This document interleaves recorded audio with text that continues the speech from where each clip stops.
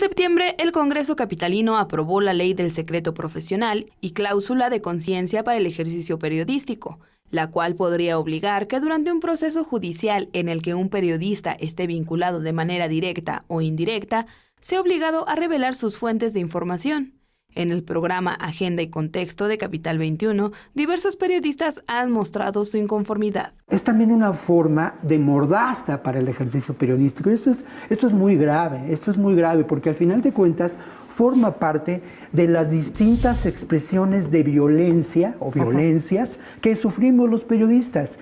Esta ley, de alguna manera, está relacionada con esta manera de mirar el mundo que corresponde a quienes perpetran homicidios contra los periodistas o quienes los amenazan para que no publiquen su información. Además de revelar la fuente, si se es señalado por daño moral, el periodista podría pagar la indemnización y otros gastos. La violencia contra los periodistas es un fenómeno mundial. Sin embargo, en México muchos comunicadores han dejado de cubrir al crimen organizado debido al peligro que se corre al realizar esta labor en algunos estados de la República.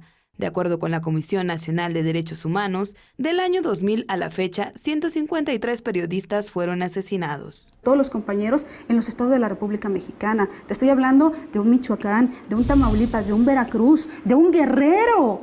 Claro. No, o sea, es que son diferentes contextos de trabajo, en donde el vecino de la esquina sabe dónde vives, sabe quién es tu familia, saben todos tus pasos, ¿no? Que es muy diferente así colaborar en la Ciudad de México.